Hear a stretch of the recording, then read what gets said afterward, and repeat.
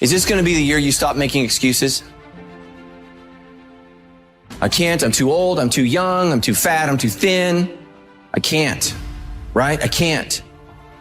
I hear this all the time, all the reasons that you can't do something.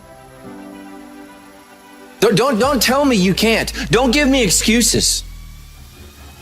What's the reason you've given yourself why you can't be successful and you can't be better?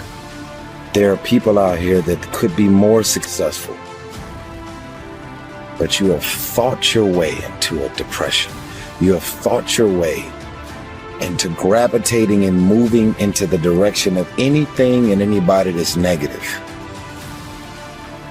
Everything about your life that you've decided that you wanted for yourself is so negative, but yet you're expecting to produce positive results. And it doesn't stop if you don't make it stop. So recognize the excuses are not valid.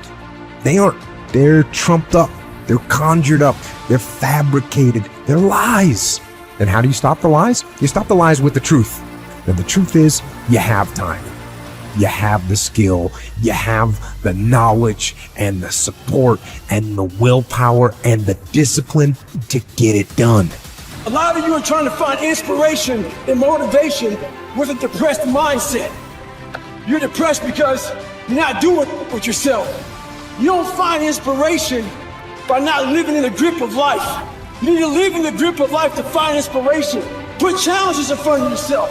When you put a challenge in front of yourself and you attack it, that's when you find inspiration.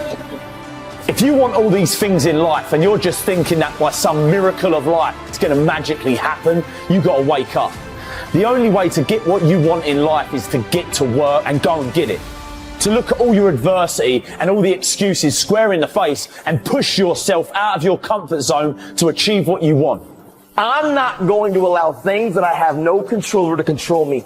The only way to go about doing the work is get raw and get intense, get angry and aggressive, and make it happen for yourself. These test days, guys, these are the days that test your qualities. They test your characters. They test who you think you are. They test your fortitude. They test your endurance, your discipline, your grit, your dedication, your determination, your mental toughness, your character.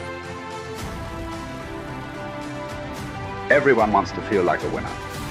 And feeling like a winner requires that you win.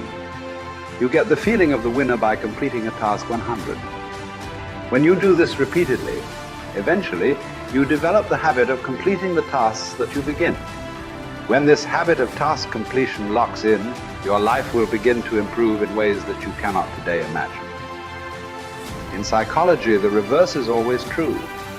The incomplete action is a major source of stress and anxiety. In fact, much of the unhappiness that people experience is because they have not been able to discipline themselves to follow through and complete an important task or responsibility. If you have ever had a major assignment that you have been putting off, you know what I am referring to. The longer you wait to get started on an assignment and the closer the deadline approaches, the greater stress you experience. It can start to keep you up at night and affect your personality. But when you finally launch into the task and push it through to completion, you feel a great sense of relief and well-being. It is almost as if nature rewards you for everything that you do that is positive and life-enhancing. At the same time, nature penalizes you with stress and dissatisfaction when you fail to do the things that move you toward the goals and results that are important to you. Pick something, right? Pick something, a nameable goal, and then try to implement it. And what'll happen is you'll learn a lot by trying to implement it. And one of the things you might learn is what a slightly better goal might be. You know, because if you try something diligently and you succeed or you fail, you're going to learn from the effort expended in the detailed implementation of the goal. Is going to inform you. It'll also transform you physiologically. It does that at a very basic level, neurophysiological level. You will be slightly different as a consequence of the attempt. And what that'll mean is that the next goal you pick will be a little more suited to you. And so it's this kind of pathway, right? It's like maybe the goal you should be attaining is here, but you don't know that because you're clueless. And so you aim there. Well, it's better than there. And it's not nothing. It's not cessation of movement. And, you know, if you're supposed to go there and you go here, but you walk diligently towards it, you're a little closer once you get to here than you were here. And it's this oscillating self-corrective process that leads you to the final star.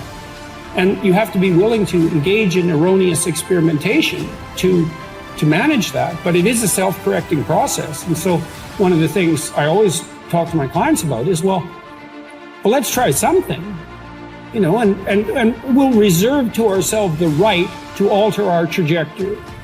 And then I would use as a corrective there, because you might say, well, how do you know when you're not just giving up, right? Instead of thinking maybe you need a different goal. And I would say, well, you can, if you're really concerned about your proclivity for self-deception, you can enter into a contract with yourself that you won't replace any goal you've set with a goal that's easier. And so you can switch your goal, but it has to be a little harder so that you check yourself against that tendency to withdraw and avoid and be self-deceptive. And that works like a charm. And if you do that with some degree of diligence, your goals will get better and more attainable, and you'll get happier too, because you don't experience happiness except in relationship to a goal. And that's really worth knowing. You know, and that's another thing to think about too. If your life is meaningless, well, you're not pursuing a valued goal. I mean, you might be depressed too, and sometimes that can be like an illness, you know, something that is really wrong with you. But a good rule of thumb is that if you find no joy in life, there's a very low probability that you're pursuing a goal that you regard intrinsically, like in the depths of your temperament, as worthwhile. And that's technically true, because we do in fact experience most of the positive emotion, let's say, that's associated with emotions like joy. We experience that in relationship to a goal. So, well, then you want to find a goal that regulates your negative emotion and that brings you a certain amount of positive emotion and that expands your competence as you pursue it. And you will experience that as meaningful. That's really what meaning signals. Meaning signals you're doing all those things. You say, well, that's not real. It's like, don't listen to the semantic chatterbox so much, right? There's levels of you that are far wiser than that. And you can watch what happens to you instead of noticing what you think. The way that you develop courage and confidence is with knowledge and skill. Most fear and doubt arises out of ignorance and feelings of inadequacy of some kind. The more you learn the things you need to know to achieve your goals, the less fear you will feel on the one hand, and the more courage and confidence you will feel on the other. Think about learning to drive for the first time. You were probably extremely tense and nervous and made a lot of mistakes. You may have driven erratically and been a danger to yourself and others. But over time, as you mastered the knowledge and skills of driving, you became better and better and better, and your confidence increased. Today, you can quite comfortably get into your car and drive across the country with no fear or worry at all. You are so competent at driving that you can do it well without even thinking about it. The same principles apply to any skills you need to learn to achieve any goal you can set for yourself. There's some times where the mind gets overwhelmed and you cannot slow it down. But by these certain tools I developed, by not allowing your mind to get away from the moment. You have to think about the exact moment that you're in. But I saw when I was younger, the moment became too big. When it became too big, I spazzed out and I would quit. But now I don't think about even like an hour from now, I'll be eating. I don't even go there. Because then your mind, no, we must embrace this, because now you have to be a leader in this moment. It's not about you just getting through it. I had 5 guys, and 6 including me, in my boat crew. And I was the boat crew leader. So now another trick is this. If you don't think about yourself, there's no pain. Which can also lead to pain later on in your life.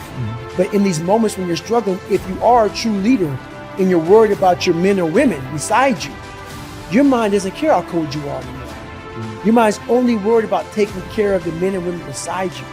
So I started realizing, man, if I take care of these cats to my left and my right in the worst moments, My mind is no longer thinking about, you're miserable, David Goggins. Get the hell out of here. You think about, how is John? How is Andy? How is Sam? How is Pete? How you guys doing? You're not thinking about me. So there's so many things you can do to get outside your own head to then allow your body to just be like, hey, we're just a machine. But you have to let your mind be able to process all these different tactics to do that. Take a different vantage point in life.